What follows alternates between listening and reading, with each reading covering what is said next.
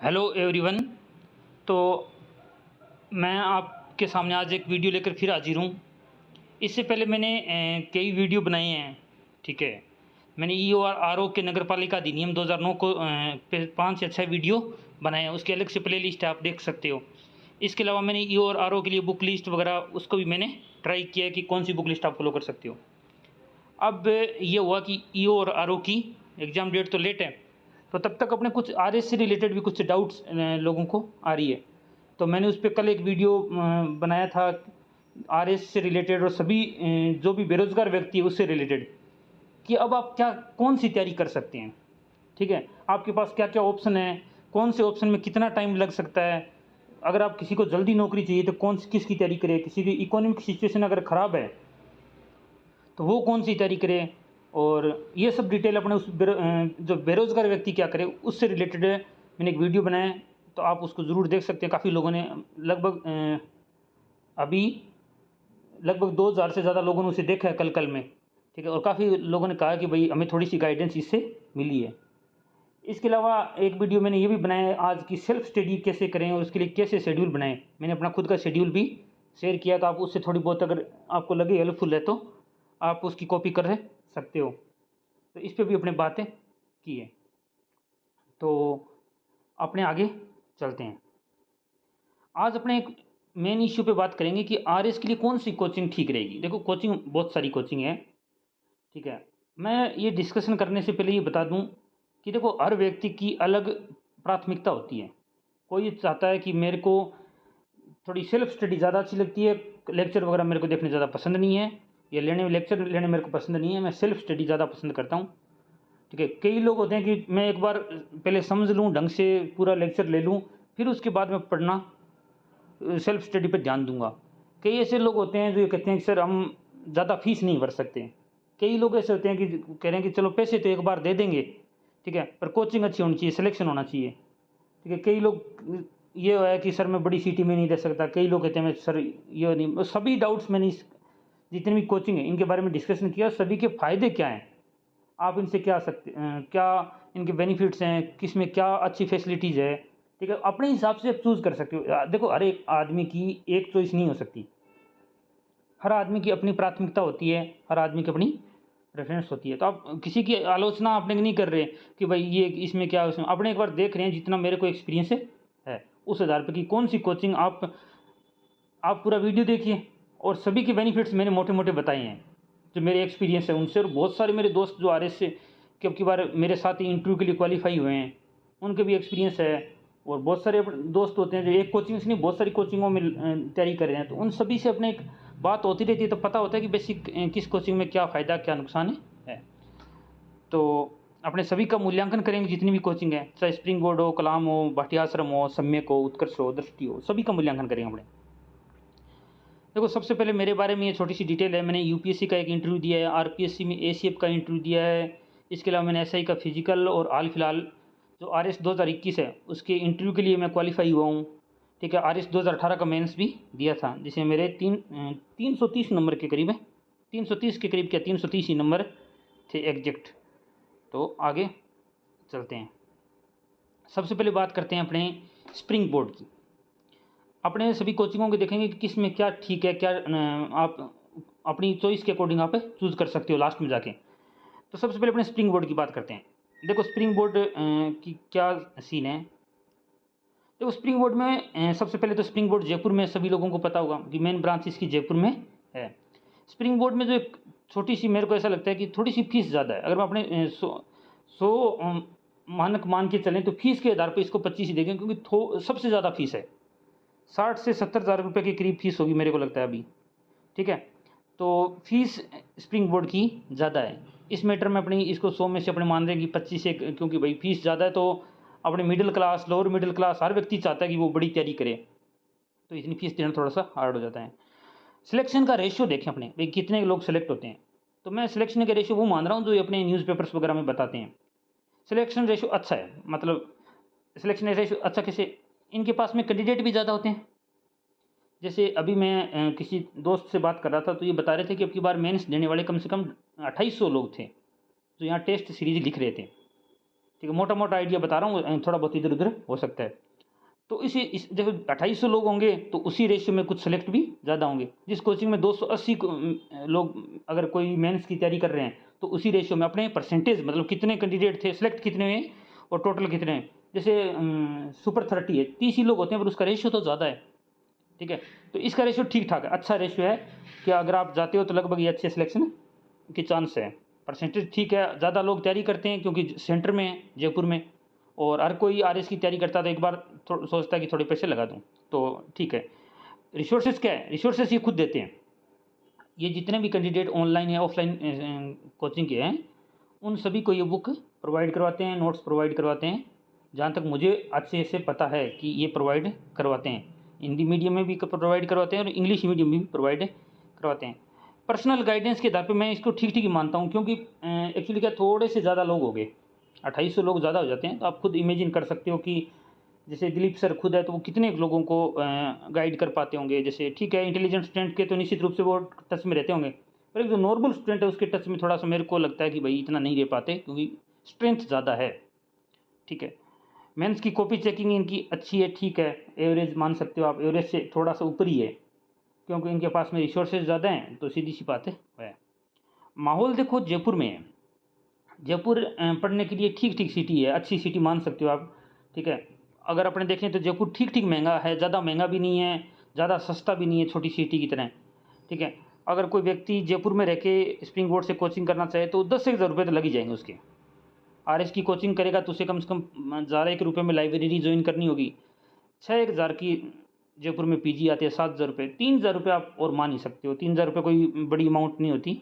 Juice वगैरह जो भी जितनी भी चीज़ें हैं, थोड़ा जूस वगैरह हर चीज़ें क्या होती है, सभी फूड जो बास्केट है उसमें सभी चीज़ें महंगी है। जूस भी महंगा होगा, चाय भी थोड़ी, चाय तो चलो सेम से रेट है पूरे राजस्थान में, पर हर चीज़ थोड़ी थोड़ी महंगी होगी अगर आप, ठीक है। तो थोड़ा बहुत अगर फास्ट फूड वगैरह कुल मिला के अपन मान सकते हैं कि जयपुर एक ठीक ठीक सिटी है रहने के लिए।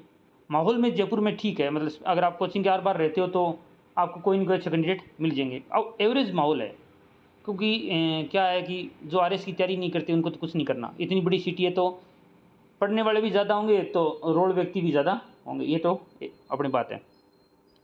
तो इस कोचिंग को वो व्यक्ति ज्वाइन कर सकता है जो ये सोचता हो कि एक बार मैं ढंग से पूरा कोर्स कर लेता हूँ, ठीक है। एक नेगेटिव पॉइंट जो मेरे को लगता है कि क्लासें थोड़ी लंबी चलती है, 7, 8, 10 घंटे भी क्लासें शायद इसकी चलती है, तो इससे क्या होता है कि सेल्फ स्टडी का टाइम थोड़ा सा कम है।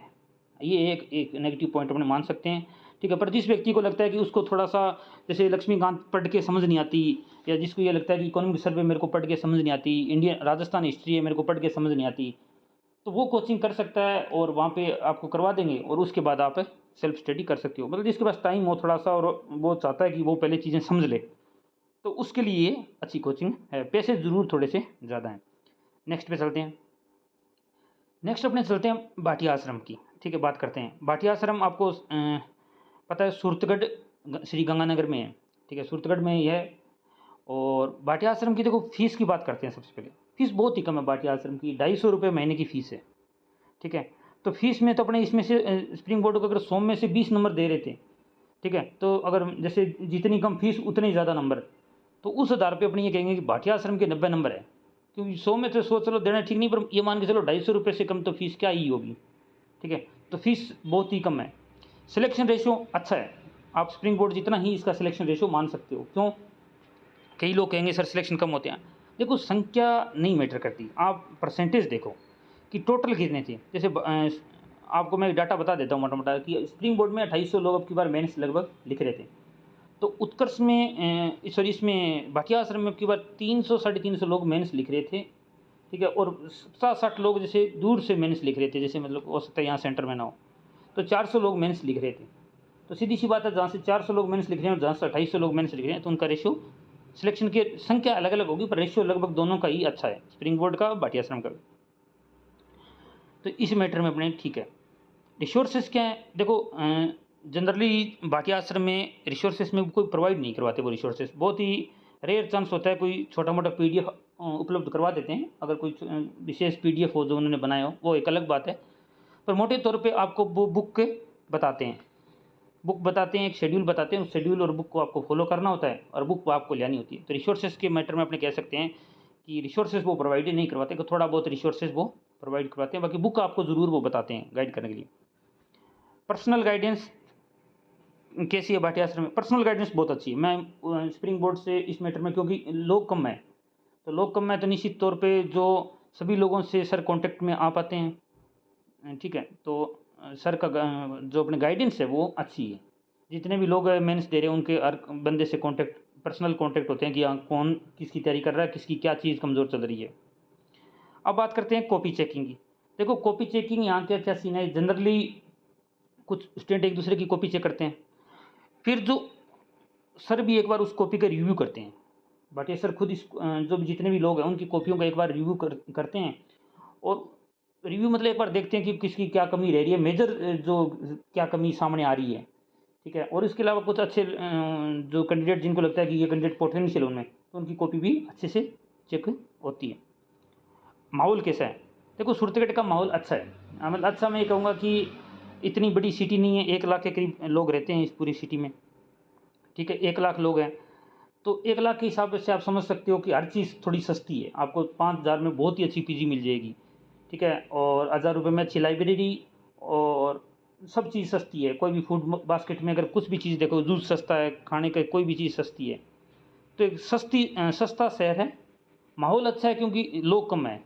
देखो कहीं भी ज़्यादा लोग होते हैं तो उसी रेशियो में ना पढ़ने वाले लोग भी शामिल हो जाते हैं। तो माहौल इसलिए अच्छा है कि छोटी सिटी है, ग्रामीण इलाके से जुड़ी हुई है, तो आसपास के गाँवों का जितने भी लोग आते हैं उनके कॉन्टेक्ट में हैं लोग, थोड़ा उनको फोकस रखते हैं इस पे कि भाई कितने लोग पढ़ रहे हैं। वो अब जो लड़कों को भेजते हैं उनको ध्यान रखते हैं। तो थोड़ा सा माहौल मेरे को जयपुर से ठीक लगता है, क्योंकि वो बड़ी सिटी है, उसमें थोड़े से ज़्यादा लोग जो अपने कह सकते हैं टाइम पास वाले ज़्यादा हैं, इधर थोड़े कम हैं। ठीक है, और काफ़ी कम मैं कह सकता हूँ, काफ़ी कम है। तो माहौल के मैटर में मैं इसको बेटर मानता हूँ।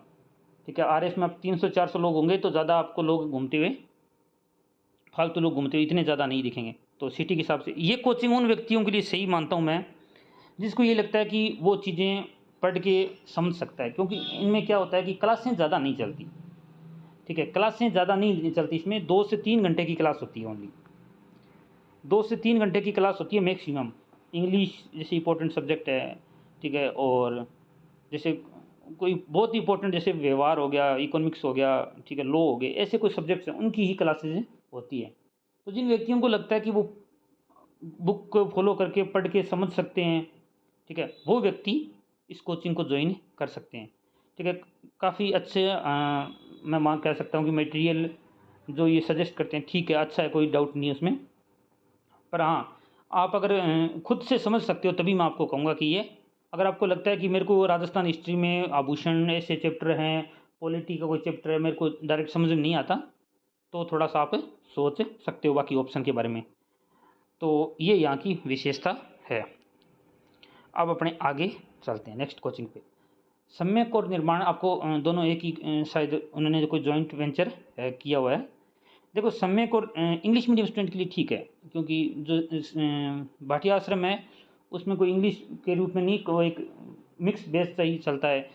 जो स्प्रिंग बोर्ड है उसमें भी मिक्स ही चलता है, हिंदी और इंग्लिश मिक्स ही चलता है। इंग्लिश मीडियम के स्टूडेंट के लिए कोई स्पेशल कोचिंग क्लास है नहीं है, तो इंग्लिश मीडियम स्टूडेंट के लिए ठीक ठीक कोचिंग कह सकता हूँ मैं कि सम्यक है वो वैसी जैसे है। मटेरियल देखो मैं अपने एक्सपीरियंस से कह रहा हूँ, मैंने निर्माण की भी कुछ बुकें पढ़ी है, और कुछ बुक मैंने नोट्स भी पढ़े हैं सम्यक के। ठीक है, पिछली बार भी पढ़े, 18 में 21 में भी पढ़े कुछ नोट्स, और कुछ दोस्तों ने भी पढ़े। मटेरियल कुछ सब्जेक्ट्स का अच्छा है, कुछ का एवरेज है, ठीक ठीक मटेरियल अपने माने सकते हैं, पर स्प्रिंग बोर्ड से अपने कंपेयर मटेरियल का कंपेयर नहीं कर सकते। स्प्रिंग बोर्ड का मटेरियल निश्चित रूप से कुछ अच्छा है। और बाकी आपको पता है वो सेम सिचुएशन जयपुर में है, तो आप उस हिसाब से आइडिया लगा सकते हो। बाकी सब सिचुएशन इसकी सेम है। और ठीक है, जैसे स्प्रिंग बोर्ड से कुछ फेमस टीचर्स जुड़े हुए, वैसे इनके साथ में सीन नहीं है थोड़ा सा। इतने फेमस टीचर जैसे एथिक्स के टीचर को छोड़ दें अपने जैसे, ठीक है, तो उनको छोड़ के बाकी नहीं है। अब अपने बात करते हैं कि एक नई कोचिंग की, वो उसका नाम है कलाम कोचिंग। ठीक है, जो कलाम अकेडमी है सीकर में, इसकी लोकेशन सीकर है, जो सूरतगढ़ से थोड़ी सी महंगी और जयपुर से थोड़ी सस्ती बीच का सा क्राइटेरिया है कलाम का। ठीक है, और कलाम कोचिंग के बारे में देखो ये है कि मटेरियल बहुत ही अच्छा है, ये इसमें कोई डाउट ही नहीं है। बहुत सारे लोगों ने मटेरियल पढ़े भी हैं इसके, ठीक है। मैंने भी कुछ मटेरियल जो जैसे RS मेंस में थोड़ा बहुत बाहर आया था, जो PDF सीधी में आते हैं, उससे देखा मटेरियल अच्छा है, कोई डाउट नहीं है। मटेरियल मैं कह सकता हूँ कि काफ़ी अच्छा है। मटेरियल के मैटर में देखें तो जितना मटेरियल मैंने पढ़ा उस आधार पर मैं कह रहा हूँ कि मटेरियल में 1 नंबर फर्स्ट नंबर है। कुछ सब्जेक्ट्स में फर्स्ट नंबर पे है। टेस्ट अच्छे हैं, मतलब जो इनके टेस्ट लेते हैं वो बहुत ही अच्छे हैं। मैं ये कुछ अच्छी क्वालिटी है, ठीक है। फीस वही इशू तो है, फीस थोड़ी सी आई है, थोड़ी सी नहीं है, स्प्रिंग बोर्ड से कम है, पर इतनी कम भी नहीं है। कम से कम 30-40 हज़ार रुपये के करीब मेरे को लगता है, जहाँ तक आइडिया मुझे फीस से है। फैकल्टी अच्छी है इनकी, कोई डाउट नहीं है। जिन लोगों को फिर ये लगता है कि उनको पहले समझना पड़ेगा, ठीक है, पहले चीज़ें समझनी पड़ेगी फिर ही कोई हम कोई चीज़ कर सकते हैं, तो वो इसमें फैकल्टी अच्छी है। भाटिया आश्रम के बारे में जैसे ये है कि वहाँ पे सेल्फ स्टडी का टाइम 7 से 8 घंटे मिल जाता है, क्योंकि 2 घंटे कोचिंग के बाद में आपको पास क्या होता है, 2 घंटे बाद आपको 7-8 घंटे पढ़ सकते हो। स्प्रिंग बोर्ड और कलाम में बस इतने से है कि थोड़ी सी क्लास होती है, तो आपको सेल्फ स्टडी का टाइम थोड़ा सा नहीं मिलेगा, आपको उस बाद में ही सोचना पड़ेगा। ये कलाम के बारे में डिटेल्स है। ये देखो, ये वो डिटेल है जो मैं अपने खुद के बेस पे, जो मेरे दोस्त हैं उनके बेस पे बता रहा हूँ, ठीक है। अब अपने बात करते हैं मार्केट में एक नए कहते हैं जिसे प्लेयर आए हैं, ठीक है, RS के लिए, तो है दृष्टि IS, ठीक है। हाल फिलहाल में इन्होंने जयपुर में एक ब्रांच खोली थी, काफ़ी टाइम हो गया शायद खोले हुए, पर अब दोबारा वो कुछ कोर्सेज उन्होंने लॉन्च किए हैं। इनके क्या फ़ायदे हैं? देखो, दृष्टि IS का मटेरियल तो अपने को पता है कि IS के मैटर में तो अच्छा है, नो डाउट। IS के मैटर में उनका कोई भी मटेरियल है हिंदी मीडियम में, वो अपने अच्छा मान सकते हैं। अपने को चाहे इन्वायरमेंट की बुक किसी ने पढ़ी होगी, चाहे किसी ने पॉलिटी की क्विक बुक पढ़ी होगी, या दृष्टि की कोई करंट मैगजीन पढ़ी होगी, तो सब मान सकते हैं कि हिंदी में इनका मटेरियल अच्छा है। तो क्या चीज़ है, देखो, एक तो ये क्या थोड़ा सा अपने को है कि RS के फील्ड में ये नहीं है, ठीक है। इससे पहले IS में करवाते हैं, तो ज़रूरी नहीं कि हर व्यक्ति IS में भी जितना अच्छा साबित हुआ वो RS में भी उतना अच्छा साबित है हो। ये अपने को पता है कि हर टीचर, हर कोचिंग, सभी जो कॉम्पिटिटिव एग्जाम्स हैं उनमें अच्छी नहीं होती, किसी में अच्छी होती है, किसी में बुरी होती है। तो RS में ये कोचिंग नहीं है, तो थोड़ा सा अपने को है कि भाई RS में ये अच्छे साबित होते हैं नहीं होते, क्योंकि अभी 1 साल ही इनको एक्सपीरियंस है। फीस इनकी सबसे ज़्यादा है, जितने भी हैं सबसे ज़्यादा फीस इन्हीं की है। तो फीस एक इश्यू है जो राजस्थान जैसे स्टेट में, जहाँ पे नॉर्मल और middle class, lower middle class, ठीक है, सभी लोग चाहते हैं कि वो RS बने, ठीक है, तो ये थोड़ा सा हार्ड होता है। तीसरा जो है लॉन्ग बेंच है, इसके जो बेंच के जो टाइम है, जैसे 12 महीने के, 8 महीने के, 10 महीने के, ये काफ़ी लंबा टाइम हो जाता है, ठीक है। व्यक्ति इतने टाइम RS अब राजस्थान में स्टेबल नहीं रह पाता, उसके सीध में से पटवारी आता है, उसके सीध में से VDO आता है, कभी उसको ये लगता है कि 2 साल भर्ती नहीं आएगी, खाली बैठे रहने से अच्छा है कोई एग्ज़ाम की तैयारी कर लें, ठीक है। तो फिर ये मुश्किल क्रिएट हो जाती है, पर मटेरियल और उस फील्ड में नहीं है। इसके अलावा दृष्टि का देखो, पिछली बार एक मटेरियल आया था, बहुत सारे जो साथी हैं उन्होंने वो मटेरियल देखा भी होगा, पढ़ा भी होगा। जो दृष्टि की जो डिस्टेंस लर्निंग वाली बुक थी उनकी बात कर रहा हूँ मैं, उसमें कुछ बुक बहुत अच्छी थी, कुछ मटेरियल निश्चित रूप से, जैसे इंटरनेशनल रिलेशन का मटेरियल था, ठीक है, इंटरनेशनल रिलेशन का जो मटेरियल था, अंतर्राष्ट्रीय संबंधों का, बहुत ही अच्छा मटेरियल था। और जैसे कुछ मटेरियल था वो पॉलिटी से वो अच्छा था, कुछ मटेरियल पब्लिक एड से बहुत ही अच्छा था, पर कुछ मटेरियल अच्छा नहीं था, ये कोई इसमें डाउट नहीं है। तो कुछ जगह मटेरियल अच्छा था, कुछ जगह अपने कह सकते हैं कि बेकार था। इसके अलावा जो मार्केट में जितने भी कोचिंग हैं उनकी अपने बातें कर लेते हैं। देखो, एक बड़ा नाम रह गया, सभी लोग कह रहे होंगे कि सर आपने वो नाम कैसे मिस कर दिया, उत्कर्ष का। देखो, मैं उत्कर्ष, मेरे को पता है उत्कर्ष रह गया, पर उत्कर्ष ना आपने देखा कि RS के मैटर में उत्कर्ष इतना एक्टिव नहीं है, वो मेरे को समझ नहीं आता वैसे क्यों नहीं है एक्टिव। पर RS के मैटर में, RS इंटरव्यू गाइडेंस में वो अच्छे हैं, ये सब कहते लोग, ठीक है। पर RS की जो मेंस के इनकी तैयारी में वो इतने अभी इस फील्ड में इतने एक्टिव नहीं है, ना ही अपने देखते। हाँ, वो बाकी वैकेंसीज़ में पटवारी, LDC, इन वैकेंसीज़ में उनका काफ़ी दबदबा है, चाहे टीचर की वैकेंसी हो, उनमें काफ़ी लोग प्रेफर उनको करते हैं, ठीक है। पर RS के मैटर में वो इतने लोग प्रेफर नहीं करते, रीज़न मेरे को पता नहीं है क्यों नहीं प्रेफर करते, ठीक है। दूसरी है, जैसे और सारी बहुत सारी कोचिंग रहेगी छोटी छोटी, जैसे गीतांजलि IAS है, ठीक है, नॉर्मल आप मान सकते हो कि मैं ज़्यादा उनको मतलब जो अपनी बात की उनसे तो अपने उनको थोड़ा नीचे ही रखेंगे। ठीक है, वो अपनी जगह कुछ सब्जेक्ट्स में बेहतर ज़रूर हैं, पर हर में कमी और फ़ायदा तो होता ही है, आपको पता ही है। ठीक है, तो ये सब कोचिंग की डिटेल थी। आप अपने हिसाब से देखिए, ठीक है, कि कौन सी कोचिंग आपको सूट करती है। आपको पैसे कम लगाने हैं, छोटी सिटी में रहना है, बड़ी सिटी में रहना है, पैसे ज़्यादा लगा सकते हो। आपको सेल्फ स्टडी ज़्यादा करनी है कि नहीं करनी, ठीक है, तो आप सिंपल एक तरीके से डिसीजन ले सकते हो। सिंपल डिसीजन कैसे ले सकते हो? अगर आपको सेल्फ स्टडी ज़्यादा करनी है, ठीक है, अगर आपको लगता है कि आपको सेल्फ स्टडी पे फुल करना है तो भाटिया आश्रम ठीक है। किसी को लगता है कि मटेरियल मेरे को अपने आप समझ में आता है बिना पढ़े, तो भाटिया आश्रम ठीक है। किसी को लगता है कि नहीं, मेरे को एक बार मटेरियल ढंग से समझना है, तो स्प्रिंग बोर्ड ठीक है, पैसे भी लगा सकता हूँ, स्प्रिंग बोर्ड ठीक है।